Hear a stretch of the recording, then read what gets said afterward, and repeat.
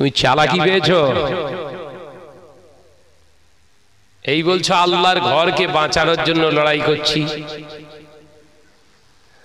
আল্লাহর ঘর আল্লাহ ঠিক বাঁচিয়ে নেবে, তুই নিজে বেঁচেছিস?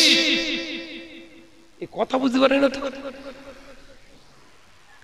আল্লাহর ঘর ঠিক আল্লাহ হেফাজত করবে, তুই নিজের হেফাজত করতে পেরেছিস? কই তোর নামাজ কই? রেখে যাচ্ছেন নাকি?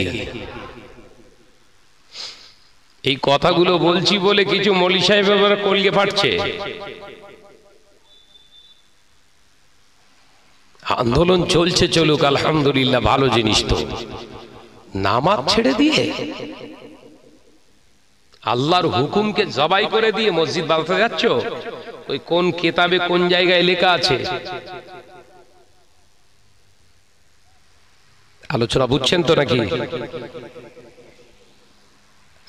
ও নওজওয়ানেরা, মুরব্বিয়ান গণেরা, ছেলেরা, বাচ্চারা, পর্দানশীনা মাওবুদেরা, আল্লাহ নবী দো জাহানের বাদশা হাবিবুল্লাহ নবী জনাবে মুহাম্মদ রাসূলুল্লাহ সাল্লাল্লাহু আলাইহি ওয়াসাল্লাম নবী আমার প্রিয় জিবরাইল আলাইহিস সালাম কে জানিয়েছিলেন, ইয়া আখি জিবরিল আমিন, ও ভাই জিবরিল আমিন, জিহাদের ময়দানে আমার সাহাবীরাও তলোয়ার ধরে শত্রুদের বিরুদ্ধে তলোয়ার চালাচ্ছে, জিহাদ করছে। এই মুহূর্তে তারা নামাজ আদায় করবে কিভাবে? ও আমার সাহাবীরা নামাজ পড়বে কিভাবে? ওরা যদি, আমরা যদি নামাজে দাঁড়িয়ে যাই, শত্রুরা তো আমাদেরকে মেরে ফেলবে। তাই তো, নামাজে দাঁড়িয়ে গেলে শত্রু পক্ষে সে ছেড়ে দেবে? নামাজ পড়ছে পরে মারবান নাকি? ও ভাই জিবরিল আমিন, ও ভাই জিবরিল আমিন, এই জাহানের ময়দানে কি করে সম্ভব? এখানে তো কোন পরিস্থিতি আমি দেখছি না। জিবরাইল আলাইহিস সালাম জানালেন, ইয়া রাসূলুল্লাহ, হাবিবাল্লাহ, জিহাদের ময়দানে আপনি নামাজ ছাড়বেন না, মুসলমানদের নামাজের জন্য বলুন।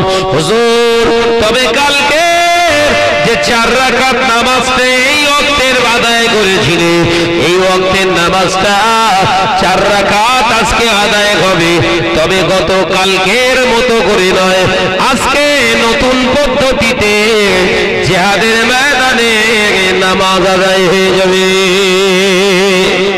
একবার জোরে হবে না? পদ্ধতিটা একটু চেঞ্জ হবে। কালকে যে পদ্ধতিতে নামাজ পড়েছিলেন, আজকে এই পদ্ধতিতে এই ওয়াক্তের নামাজ হবে না। জিহাদের ময়দান, আজকে নামাজটা একটু আলাদা ক্যাটাগরিতে হবে। কিরকম? ইয়া রাসূলুল্লাহ, হাবিবাল্লাহ, হুজুর আপনার সাহাবীদেরকে সঙ্গে সাথে মুসলমানদেরকে জিহাদের ময়দানে 2টি ভাগে বিভক্ত করুন। একটা ভাগ শত্রুদের সঙ্গে জিহাদ করবে, আর একটা ভাগকে নিয়ে আপনি ইমামতিতে দাঁড়িয়ে যাবেন, তারা পিছনে নামাজ আদায় করবে, আপনি নামাজ পড়াবেন, তারাও নামাজ পড়বে। 1 রাকাত হবে, 2 রাকাত হবে, 2 রাকাত নামাজ সম্পূর্ণ করে তারা 2 রাকাতে আপনার সঙ্গে বৈঠকে বসে আত্তাহিয়াতটা পড়ে তারা, আপনি যখন আল্লাহু আকবার বলে আবার দাঁড়িয়ে যাবেন, ওরাও দাঁড়িয়ে গিয়ে নামাজে থাকবে না, সালাম না ফিরিয়ে জিহাদের ময়দানে চলে যাবে। জিহাদের ময়দানে যে মুসলমানগুলো জিহাদ করছে, তারা অস্ত্র ছেড়ে দিয়ে আবার আপনার পিছনে এসে নামাজে দাঁড়িয়ে যাবে। নামাজ, এই এত রাস্তা 5 ঘন্টার উপরে গাড়ি ড্রাইভিং করে এসে আগে বললাম নামাজ পড়বো আমি, চল আমার হুজুর জায়গা করে দে। দরকার ছিল? 5 ঘন্টার উপরে কষ্ট করে ড্রাইভিং করে আসছি একা, নামাজ মাফ হয়ে যাওয়ার কথা তো নাকি? কথা বলছেন না কেন? হবে না? বহু হুজুরের নামাজ মাফ আছে, বহু বক্তা এরকম। জলসা করে চলে যাচ্ছে, নামাজ সব মাপ, সব হুজুর জাহান্নামে যাবে। কথা বোঝাতে পারলাম না?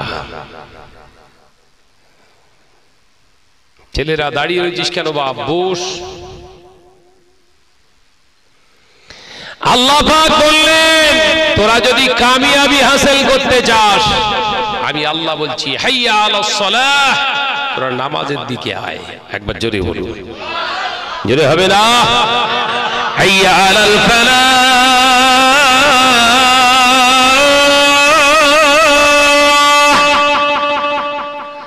এর ভিতরে তোর কামিয়াবি,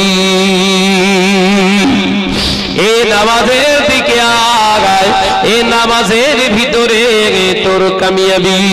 ও বাবাজিরা, তাই জিহাদের ময়দানে রাসূলুল্লাহকে জিবরাইল জানিয়ে দিলেন নামাজ মাপ না গায়। যদি জিহাদে জয়ী হতে চান, যদি জিহাদের ময়দানে সাকসেসফুল হতে চান, যদি জিহাদের ময়দানে আপনি জয়ী হতে চান, ইয়া রাসূলুল্লাহ হাবিবাল্লাহ, সাহাবীদেরকে দুটি ভাগে বিভক্ত করে এভাবে নামাজ আদায় করুন। আবার